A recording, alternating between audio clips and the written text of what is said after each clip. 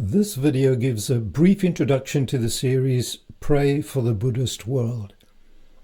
Firstly, what the series is not. It's not an in-depth study of the many schools and streams and teaching nuances of Buddhism. The aim of the series is to provide a window into the birth and core teachings of Buddhism in a way that can aid strategic prayer for the Buddhist world. Having spent most of my life living in Buddhist communities in Asia, I long for a major gospel harvest in the Buddhist world.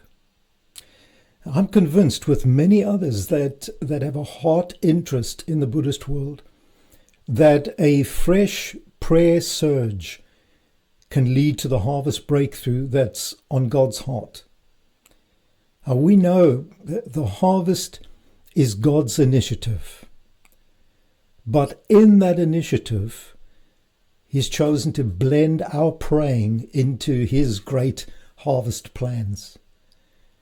So it's really important that we pray for the harvest and that we keep growing in prayer accuracy. That is, praying in agreement with God's heart for the Buddhist communities and praying with insight and understanding. And it's my hope that the series will aid that kind of praying. Now, when we speak of praying for the Buddhist world, how large a world are we speaking about? And the answer to that depends on who's counting and what criteria they use. If they're only counting self-identified Buddhists, the figure would be around 320 million. But if they include adherents, people who participate in some Buddhist practices, in other words, they have some cultural identification to Buddhism, in some cases alongside an additional religion, as for example in China, where many embrace a folk religion that includes aspects of Buddhism, blended with Taoism and Confucianism. Then we have a higher figure of around 1 billion, or some put it as high as 1.6 billion.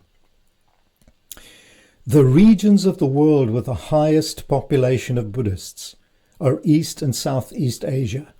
The countries with the highest percentage of Buddhists in their population are Cambodia, Thailand, Myanmar, Sri Lanka, Japan, Vietnam. But Buddhism is no longer only an Asia phenomenon.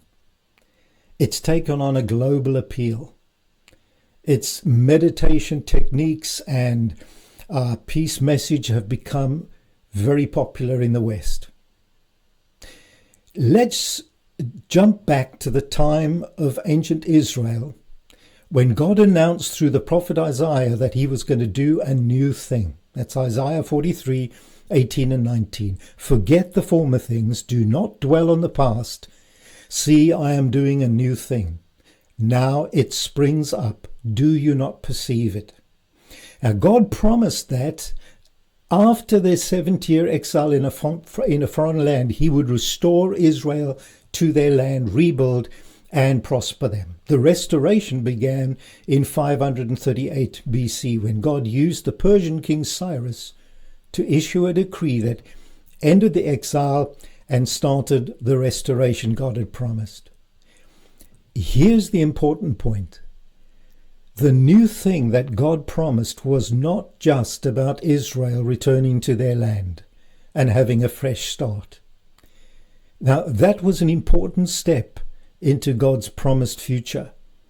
It was part of the highway He had promised and was preparing for the arrival of the Messiah Jesus in Israel, and of the new covenant through His death and resurrection, and of His global rescue mission that would impact mankind and shape history.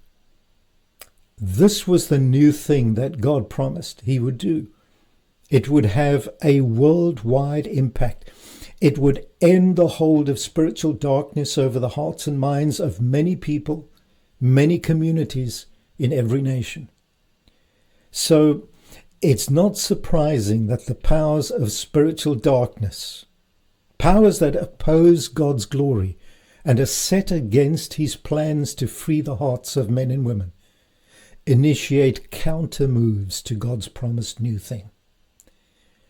Now, throughout history, spiritual darkness has launched strategies with the aim of obstructing God's plan to draw attention to his glory by changing hearts and transforming communities. The question is, does Buddhism represent one of those major counter moves, launched a few years after the start of God's promised new thing? In the next video, we'll see how that move began. Now, in each part of the series, the video will lead into the celebration of a relevant gospel truth, followed by 2 to 3 strategic prayer points. And you'll be able to download a PDF with the prayer points given in each video by clicking on the link in the description beneath the videos.